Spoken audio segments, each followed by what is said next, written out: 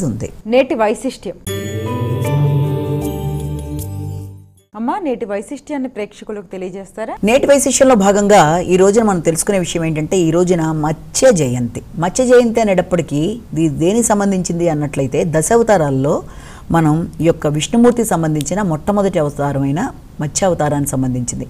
ఆ మత్స్యావతారం ఎలా ఉద్భవించింది అన్న దానికి సంబంధించిన ఇదే ఈ రోజున విష్ణుమూర్తి మత్స్యావతారంలో ఆయన యొక్క ఈ సృష్టి మొత్తం ఇదైపోతున్న సందర్భంలో, ఒకానొక సందర్భంలో ఆయన ఏం చేస్తారంటే, ఈ యొక్క మనువు, ఆయన మనందరికీ తెలిసిందే వైవస్వతుడు కుమారుడుగా మనువు ఉద్భవించిన తర్వాత ఆయన మనువు ఒక ప్రదేశంలో నిలబడి తను అర్ఘ్యాన్ని వదులుతున్న సమయంలో ఆయన చేతిలోకి ఒక చిన్న చేపపిల్ల రావడం, ఆ చేపపిల్లని ఆయన నీళ్లలో వేయడానికి ప్రయత్నం చేస్తుంటే, కాదు నన్ను నువ్వు ఒక చిన్న దాంట్లో పెట్టమనంటే ఓ చిన్న కుండీలో పెట్టడం, తర్వాత అది ఇంకా పెరిగిపోవడం వల్ల దాన్ని తీసుకెళ్ళి ఒక బావి, ఇంకా పెరిగిపోవడం వల్ల దాన్ని తీసుకెళ్ళిపోయి ఒక పెద్ద సముద్రం, ఇలా పెట్టే కొద్దీ ఆ యొక్క చేప యొక్క విస్తీర్ణం పెరిగిపోతూ ఉండడం బట్టి ఆయనకి డౌట్ వస్తుందన్నమాట ఆ మహారాజుకి.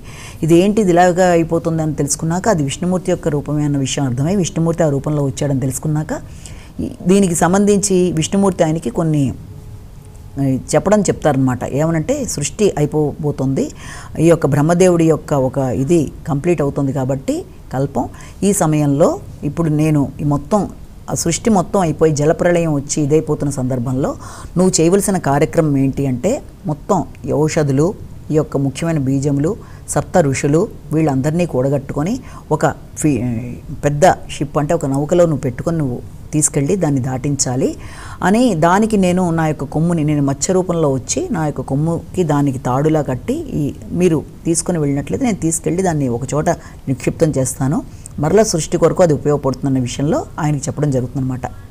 తర్వాత ఆ మనువుగా ఆయనే ముందుకు వచ్చేట్టుగా, ఎవరిప్పుడు మనం చెప్పుకున్న ఈ యొక్క సత్యవ్రతుడు అనే ఈ యొక్క మహారాజు ఈ యొక్క కార్యక్రమంలో ఉంటారు. ఈ సత్యవ్రతుడే తరువాత మనువుగా ఆయన వస్తాడనమాట. సరే అని చెప్పి ఆయన మనువుగా ఆయన చెప్పిన మాటలన్నీ విని తప్పనిసరిగా ఇవన్నీ చేయడానికి ఒప్పుకుంటాడు. చక్కగా ఆ రకంగా ఒక షిప్పులో, అంటే ఒక మంచి నౌకలో ఔషధులు, తర్వాత ముఖ్యమైన బీజాలు, తర్వాత ఈ సప్త ఋషులు, ముఖ్యమైన సృష్టి కార్యక్రమానికి కావాల్సినవన్నీ తీసుకొని ఆయన వెళ్ళడం, తర్వాత ఆయనే దీని పరిపాలనకి మనువుగా రావడం, ఇవన్నీ దాంట్లో భాగంగా చెప్తాం. ముఖ్యంగా ఈ మత్స్యావతారానికి సంబంధించి మత్స్య పురాణంలో కనుక మనం చూసినట్లయితే ఇది 289 అధ్యాయాలతో ఈయన ముఖ్యంగా విష్ణుమూర్తే ఈ యొక్క మనువుకి ఈ మత్స్యావతారం యొక్క విశేషాలు చెప్పినట్టుగా దాంట్లో మనం చూస్తాం. అలాగే 14,000 శ్లోకాలతో ఉండి అతి పురాతనమైన దానిగా దీన్ని చెప్తాం. సత్యయుగంలో దీని యొక్క ప్రారంభం, అలాగే వీటన్నిటి గురించి కూడా ఈ మత్స్యావతారం అనేది ఎందుకు ఏర్పడింది. అలాగే ఒకానొక సందర్భంలో ఈ బ్రహ్మదేవుడి దగ్గర నుంచి వేదాలన్నీ కూడా నీటిలో పడిపోయినప్పుడు ఆయన దానిలో ప్రవేశించి నీటిలోకి వెళ్ళి అట్టడుగున ప్రదేశానికి వెళ్ళి అక్కడి నుంచి ఆ యొక్క వేదాలు తీసుకొచ్చి బ్రహ్మదేవుడికి ఇచ్చినప్పుడు అది కూడా మనం ఇందులో భాగంగానే చెప్పుకుంటాం. అయితే ఈ విశేషాలన్నిటికీ సంబంధించిన విషయాన్ని కనుక మనం చూసినట్లయితే, దీనికి సంబంధించిన ప్రదేశం అంటే ఎక్కడ ఈ మత్స్యావతారానికి సంబంధించిన దేవాలయం ఉంది అని మనం చూసుకున్నట్లయితే, మనం ఈ చిత్తూరు జిల్లాలో నాగలాపురం అనే ప్రదేశంలో ఈ యొక్క మత్స్య అవతారానికి సంబంధించిన దేవాలయం మన తెలుగు రాష్ట్రాల్లో ఒకే ఒకటి ఉన్నట్టుగా చెప్తారు. అక్కడ అది వెలిసినట్టుగా ఆయన ఆ యొక్క విగ్రహాన్ని కూడా మనం చూసినట్లయితే పైన 4 చేతులతో విష్ణుమూర్తి, కింద మత్స్యావతారంలో ఆయన ఉండడం, అంటే మత్స్యం ఎలా అయితే ఉంటుందో చేప ఆకారంలో ఉండడం, శ్రీదేవి భూదేవి సమేతుడిగా ఉండి పశ్చిమ ముఖంగా ఉండడం లాగా ఆయన అక్కడ ఉండడం అనేది చెప్తారు. దానికి నాగలాపురానికి ముందు పేరు హరిగండాపురంలా ఉన్నా కూడా దాని శ్రీకృష్ణదేవరాయల కాలంలో ఆయన ఆ గుడిని నిర్మించాడు కనుక ఆయన తన తల్లి అయిన నాగలాదేవి పేరు మీద నాగలాపురంగా ఆ ప్రదేశం ప్రసిద్ధి పొందినట్టుగా చెప్తారు. ఆ గుడి యొక్క విశేషత కూడా ఏంటంటే, మత్స్యావతార సమయంలో ఎప్పుడైతే విష్ణుమూర్తి నీటిలోకి వెళ్ళి అట్టడుగులోకి వెళ్ళి ఆయన ఎప్పుడైతే బయటికి వస్తాడో ఆ సమయం అంతా ఆయనకి ఎక్కువ చలిలాగా ఆ వాతావరణానికి ఆయన ఇబ్బంది పడినప్పుడు దాన్ని దృష్టిలో పెట్టుకొని ఈ సూర్యభగవానుడు ముఖ్యంగా ఆయనకి ఆ చలి అనేది లేకుండా పాదం దగ్గర నుంచి తల దాకా తన యొక్క కిరణాలు ప్రసరింపజేసినట్టుగా చెప్తారు. దానికి తగినట్టుగానే ఫాల్గుణ మాసం ఆ సమయం వచ్చేటప్పటికి ముఖ్యంగా అక్కడ సూర్య పూజ అని జరుగుతుంది. ఆ సూర్య పూజలో 3 రోజులు వరుసగా సూర్యకిరణాలు, ఎందుకంటే దాని మీద ఆ విగ్రహం మీద ఎలా పడతాయంటే, పశ్చిమాభిముఖంగా ఉండే ఈయన మీద ఈ విష్ణుమూర్తి మీద పడే విధానం కూడా ఎలా ఉంటుంది అంటే, పాదాల మీద, గుండెల మీద, తల మీద 3 ప్రదేశాల్లోనూ 3 రోజులు పడతాయి అన్నట్టుగా చెప్తారనమాట. ఎందుకు అంటే ఆయన అక్కడ వాతావరణంలో నీటి లోపలికి వెళ్ళి పైకి రావడం వల్ల అనేక రోజులు ఆయన అందులో ఉండిపోవడం వల్ల ఆయన శరీరానికి ఆ రకమైన ఇబ్బంది లేకుండా ఉండడానికి సూర్యుడే అలా చేశాడు అని చెప్తారు. పైగా ఆ దేవాలయం కూడా చాలా ఎత్తైన ప్రాకారాలతో చాలా చక్కగా ఉంటుంది ఆ కన్స్ట్రక్షన్. అది 600 అడుగులు, అంటే మెయిన్ గోపురానికి ఆ టెంపుల్కి మధ్యలో 600 అడుగులు ఉన్నా కూడా ఏ రకమైన ఇది లేకపోయినా కరెక్ట్గా సూర్యకిరణాలు ప్రత్యేకంగా వచ్చి అక్కడ ఎలాంటివి వాళ్ళు అరేంజ్ చేయకపోయినా కరెక్ట్గా దేవుడి యొక్క పాదాల మీద, గుండెల మీద, తల మీద పడేట్టుగా 3 రోజులు అది జరుగుతుంది. అప్పుడే సూర్య పూజ అని చెప్పి చాలా విశేషంగా కూడా చేస్తారు.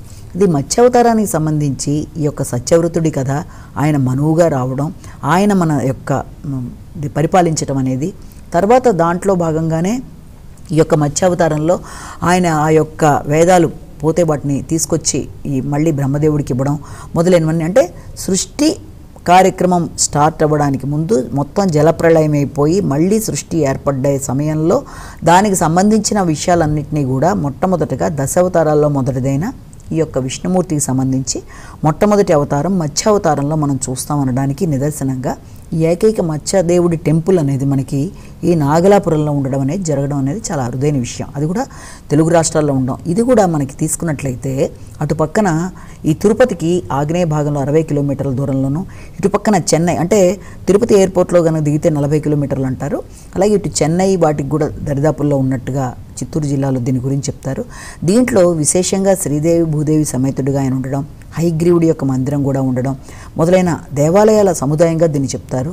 ముఖ్యంగా సూర్యకిరణాలు పడే విధానం కూడా చాలా ప్రత్యేకంగా ఈ టెంపుల్లో చెప్పడం, అంటే సూర్యుడే తనంతట తను వచ్చి ఆయనకి తను ఇలాగ పూజా విధానం చేసినట్టుగా చేయడం అనేది కూడా ఇందులో చాలా విశేషంగా చెప్తారు. అలాగే మత్స్య అవతారం అనేది మొట్టమొదటి అవతారం కావడం, ఇది కూడా ఇవాళ మత్స్య జయంతి, అంటే ఇది మనం చైత్రమాసంలో మొదట వచ్చే దానిగా కూడా దీన్ని చెప్తాం కనుక, అంటే ఈ యొక్క ఉగాది తర్వాత మనం దీన్ని తీసుకున్నట్లయితే ఈ మత్స్యావతారంలో ఆయన చేసిన కార్యక్రమాలన్నీ కూడా, అంటే దీంట్లో కూడా మనకి తెలుసుకోవాల్సిన నీతి అనుకోవచ్చు, దీంట్లో తెలుసుకోవాల్సిన విషయం కూడా ఏంటంటే, ఎలాగైతే సముద్రంలో మనం గనక సముద్ర పైనంతా ఉప్పుతో ఉన్నా కూడా కిందకి వెళ్ళే కొద్దీ కూడా మనకి వజ్రాలు, వైఢూర్యాలు, మణులు, మాణిక్యాలు లాంటివి కూడా నీళ్లలో దొరుకుతాయో, అలాగే మనుషులకి పైన ఎలాంటిది ఉన్నా కిందకి అడుగున వెళ్ళి మనిషిలోంచి అజ్ఞానం లేకుండా విజ్ఞానం ఏదైనా పైకి ఎలా ఉన్నా విజ్ఞానాన్ని, తర్వాత జ్ఞానాన్ని పైకి పెంపొందించుకోవాలన్న విధానాన్ని కూడా ఒకటి మనం ఇందులో చూడొచ్చు.